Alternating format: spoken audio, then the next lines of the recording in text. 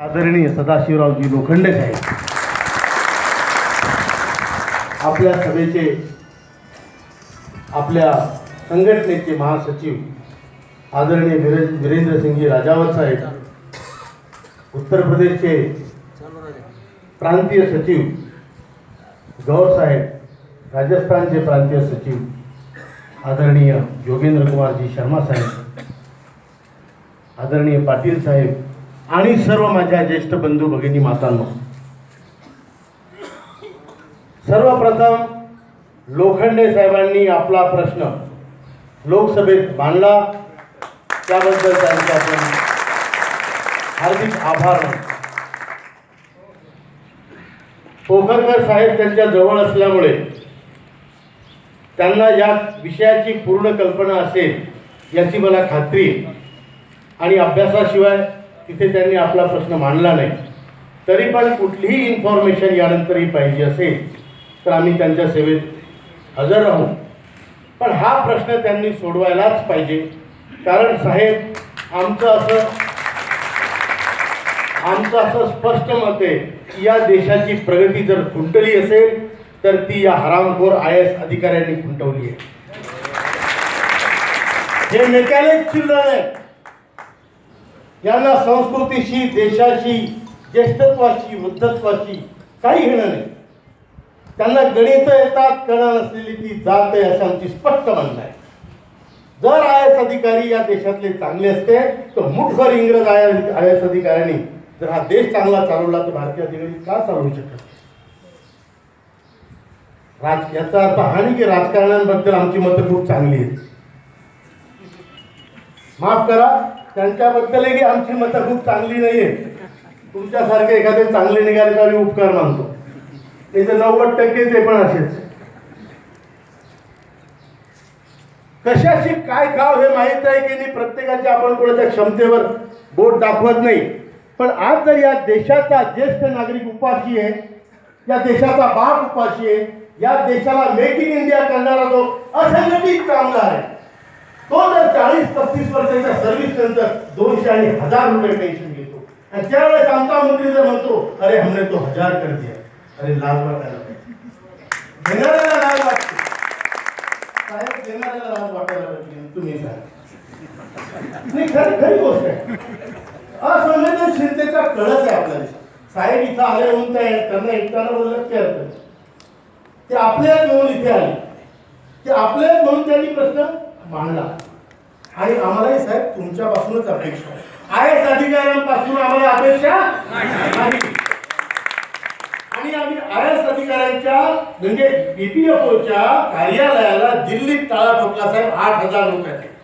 आमच्या बाया मावल्या बसल्या हातात चपला घेऊन, सर्वांनी त्याला हरामखोराची अवलाद म्हणून खाली बोलवलं. एवढी तीव्रता आमची आहे. पण भानगड कशी आहे, ही तीव्रता जर काढायची तर का चांगल्या माणसावर काढायची, ज्यांनी आपला प्रश्न मांडला त्यांच्यावर काढायची का? म्हणजे आपला गड वाचवण्यासाठी उकळतं पाणी तयार केलं आणि आपला जो आला त्याच्यावरच उकळतं, याला काही अर्थ नाही. म्हणून तुमचे आम्ही आभारच मानू, पण तुम्ही आमचे शिपाई व्हा, आमचे शिलेदार व्हा. आणि हा प्रश्न जो ज्येष्ठ नागरिकांचा आहे साहेब, या लोकांनी स्वतःच्या पोराच्या तोंडातले बिस्किटाचे पुढे काढून दर महिन्याला पैसे भरलेत 541 रुपये.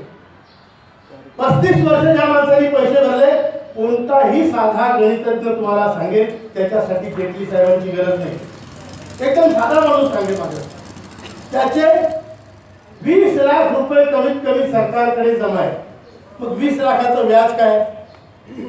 15,000 15,000 दोन माणसाच्या सगळ्यांची पेन्शन द्या ना, कॉन्ट्रीब्युशन दिलं.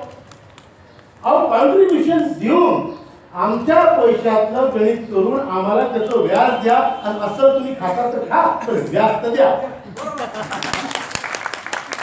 पण आमची अशी स्थिती आहे की बाई गेली वाकळली, ते असलही गेलं ते व्याजही गेलं आणि आमची समाजातली इज्जत गेली, घरातलं स्थान गेलं.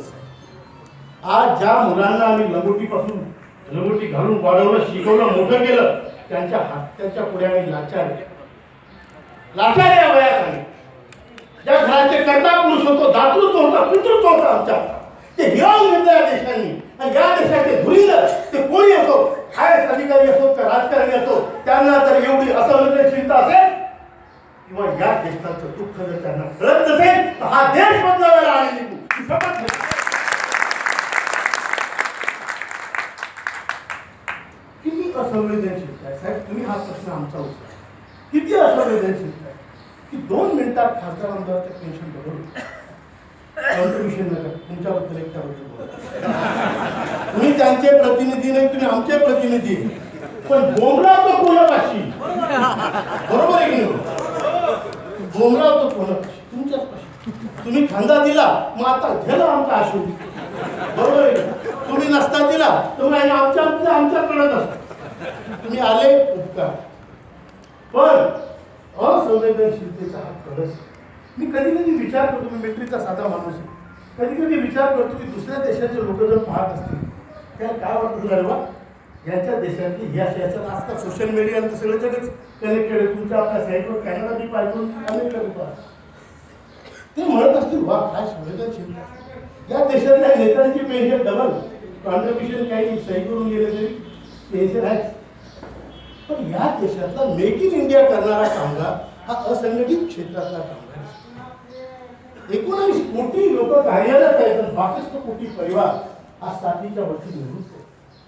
मग आमचं तुम्ही आंबा आमचा चिंबला चौकला आम फेकला, मान्य आहे का आपल्याला? आपल्याला कचऱ्याच्या डब्यात या वयात टाकलेलं मान्य आहे का? आपल्या पोरांनी टाकलेलं मान्य आहे का? आणि या देशाच्या नेत्यांनी टाकलेलं मान्य आहे का? IAS अधिकाऱ्यांनी टाकलेलं मान्य आहे का? आमच्या समोर साहेब 2च चॉईसेस. एक तर सडत सडत मरा, मरत मरत जगा, नाही तर मेलो तर चालेल पण जगा. रोज मरणं आम्हाला मान्य नाही. आम्हाला आत्तापासून मरेपर्यंत स्वाभिमानानं जगायचं आहे. आमचा प्रत्येक दिवस स्वाभिमानानं घालवायचा आहे आणि स्वाभिमानाच्या लढ्यात मरण आलं तरी स्वाभिमानाच्या लढ्यात आम्हाला मरण आले तरी चालेल. चालेल का? चालेल का? 4 डिसेंबरला साहेब आम्ही आपल्याला आमंत्रित करतो आमच्या आमरण उपोषणासाठी जंतर मंतरवर. आमच्या हाताची रिबन आणि आमच्या जीवनाची रिबन या देशाच्या नेत्यांनीच काटली तर काय हरकत, आमच्या पोरांनी तर काटलीच. कटिबंध आहे आमचा दोरा कधी साठवून टाकलेला आहे. ज्या देशासाठी राबलो खपलो त्या देशाने काटला, ज्या घरासाठी कष्ट केले त्या घराने काटला, ज्या पोरांच्या आम्ही ढुंग धुतले त्यांनी काटले.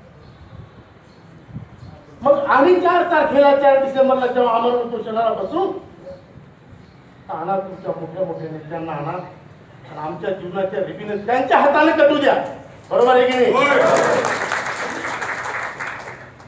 आमच्यासाठी ही लढाई साधी नाही, ही पेन्शन वाढीची मागणी नाही, ही पगार वाढीची मागणी नाही. आमच्या दिलेल्या पैशाचा हिशोब आहे, आम्ही जमा केलेल्या पैशाचा हिशोब आहे. आणि त्या पैशावर साफ होऊन बसलेले जे कोणी EPFO जे सरकारी अधिकारी असतील त्या सापाला ठेचण्याची ताकद या मूल्यात आहे की नाही?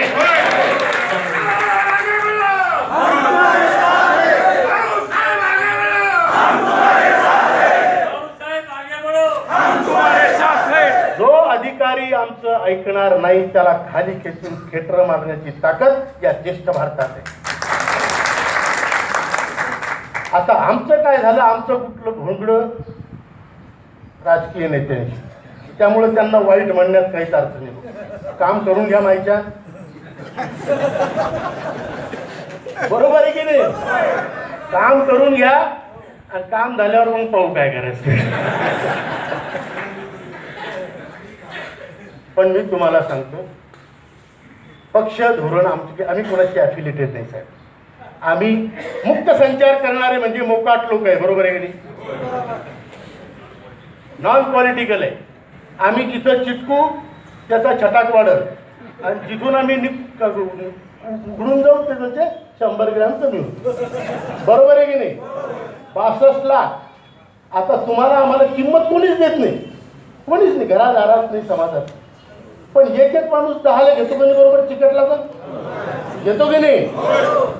10 सोडा, काही नाही ऐकणार आपलं, 5 तर घेसाल. मग 62 लाख गुणले 3 कोटीच्या जवळपास होतेच आहे. आता आमचं काय, आमच्या आयुष्याचं गणितच चुकेल आहे, त्याच्यामुळे आम्ही बाकीचे गणित शिकू राहिले. किती होतात आपले? 3 कोटी. गौर साहब, मराठी में बोल रहा हूँ, मुझे समझ में आ रहा है शायद. हम 62 लाख लोग हैं, 5 से तो गुण सकते हैं अपने आप को. बिल्कुल. अब कुछ नहीं मानेंगे तो 3 करोड़ लोग तो हम कम से कम जुटा पाएंगे इस भारत हिंदुस्तान में. और बिल्कुल बात सही है, जो पेन्शनर्स का काम करेगा मोदी साहेब फार मोठे माणसं झाले. मोठे मोठे लोकांची नावं घ्यायला आपल्याला कसं तरी वाटतं, आपण लहान माणसं आहे. पण मोदी साहेबांचं सरकार 18 कोटीत सगळे 383 283 खासदार घेऊन. हो, आपण 3 कोटी आहे. जर सत्ता इकडे तिकडे तर करू शकतो का नाही करू शकत? मग आमच्याकडे त्या गणिताच्या हिशोबाने लक्ष द्या भाऊ. सेवेतले तर ते कोणाची नाही, त्याच्या बापाची नाही, ते आपले काय. आम्ही फक्त निवृत्तांचं म्हणतो. सेवेतल्याचं काय? अहो, त्यात कामगार सेना बी, त्यात राष्ट्रवादी सेना बी, त्यात काँग्रेस सेना बी, ते कोणाचीच नाही. पण आम्ही निवृत्त जे ते आम्ही आता आमचेच आहे. बरोबर आहे की नाही? जिएंगे तो साथ, मरेंगे तो साथ, और खुद तो डूबेंगे सनम उनको भी ले लो. कर सकते की नाही कर सकते? आता हे भाऊंना सांगायचं काम काय? आपल्या माणसांसाठी 4 लोक सांगितलं तर म्हाताऱ्याचं करून टाकायला आपण. बरोबर आहे की नाही? भाऊंनी नाही सांगितलं.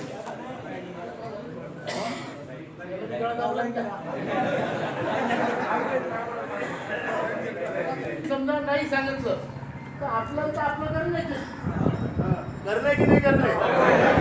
मग 1 कुणीला 5 का 1 कुणीला 10 या हिशोबानं आम्ही जगणारे भविष्य. कारण आम्ही सगळं करून पाहिलं. पोराला शिक्षण देऊन पाहिलं, शिक्षणाचा काहीच फायदा झाला नाही, तो आम्हाला बाप म्हणायचा. इंग्रजाचं शिक्षण तुम्ही या देशात आणलं, ते देऊन पाहिलं पोराला, पण तो आज आम्हाला बाप म्हणायला तयार नाही. हे कोणतं शिक्षण आहे?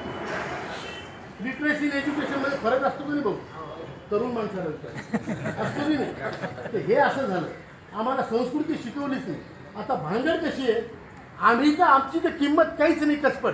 पण आम्ही जेव्हा या ज्येष्ठ लोकांचा या देशात अपमान होतो किंवा या देशात त्याचा मान राहत नाही, या देशाची मूलभूत मूल्य व्यवस्था बदलवायची गरज आहे.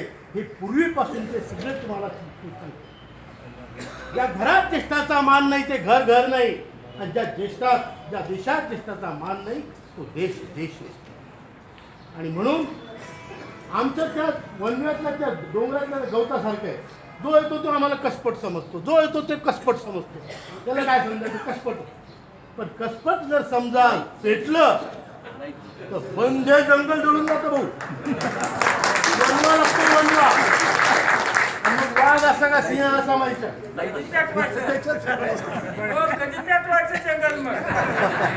जंगल पेटविल्याशिवाय हा प्रश्न सुटत नाही. आपण जंगल पेटवणार आहे, पेटवायच्या अगोदर पेटवाच लागणार आहे. 100% पेटवू, पण पेटवायच्या अगोदर डफडं बाजू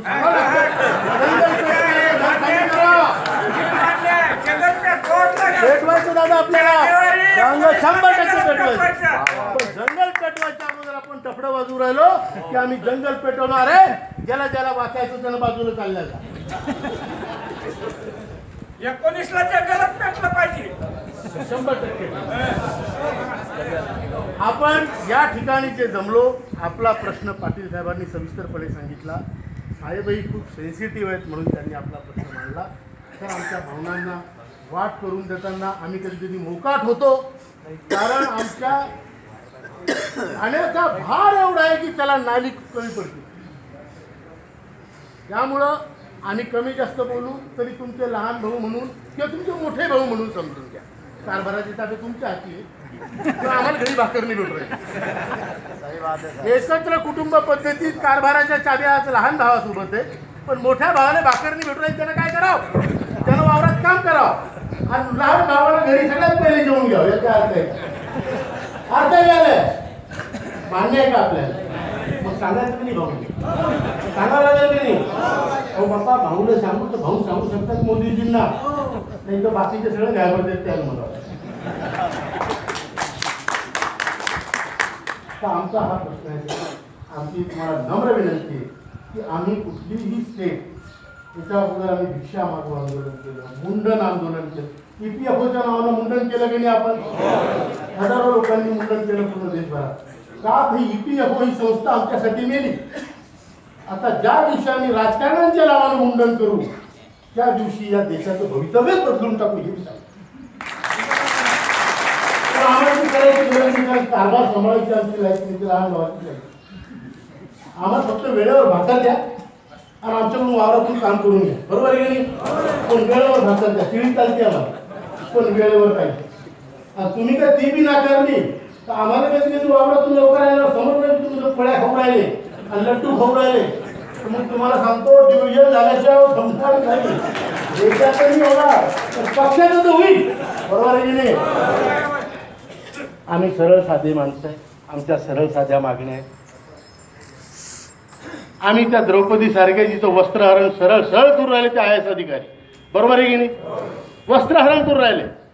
पण आम्हाला अपेक्षा आहे तुमच्यासारखा एखादा भीष्म द्रोण उभा राहील आणि मला थांबवा, हो बापा होय थांबवा, बरोबर नाही. पण तुम्ही तर चष्मा लावून पाहू राहिले. चष्मा लावून पाहू राहिले राजकारणी लोक की म्हाताऱ्या लोकांची काय बंडाळ चालू आहे. आणि काहून की त्या IAS अधिकाऱ्याला म्हणायची हिंमत यांची पण नाही. काय नाही काय भानगड. खोटं नाही. IAS अधिकाऱ्याला लगाम लावणाऱ्या प्रत्येक राजकारणाचा त्यांनी सत्यानाशच केला असा इतिहास आहे.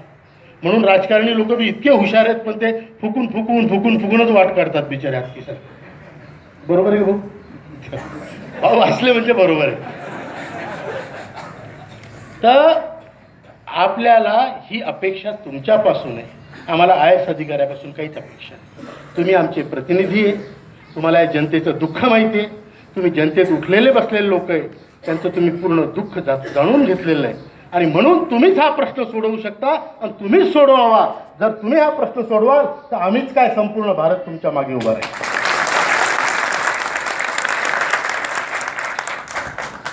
पण आम्ही आता ठरवून ठेवले घरात का बाहेर आमची फजिती आम्ही होऊ देणार नाही. आम्ही आता आमच्या घराचा आणि आमच्या देशाचा कायदा हातात घ्यायचा. ठरवायचं की नाही ठरवायचं? आतापर्यंत आम्ही घेतला नाही. आतापर्यंत ना आम्ही कायदा पाहिला ना आमचा फायदा पाहिला. पण जर आमचं जगूनच काही नाही, आमच्या जीवनाची निष्पत्ती शून्य वाटायला लागली घरादारात, तर आम्हाला काही स्टेप्स घ्याव्या लागतील की नाही? घ्याव्या लागतील की नाही?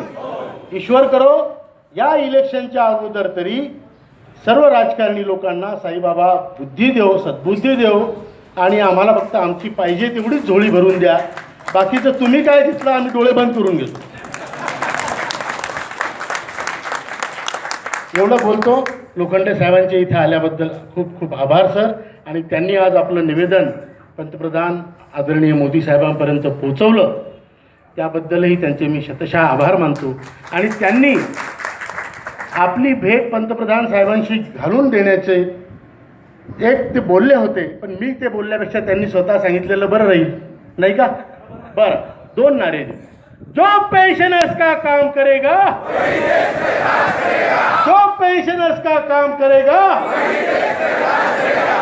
ज्येष्ठ भारत, ज्येष्ठ भारत, ज्येष्ठ भारत, ज्येष्ठ भारत.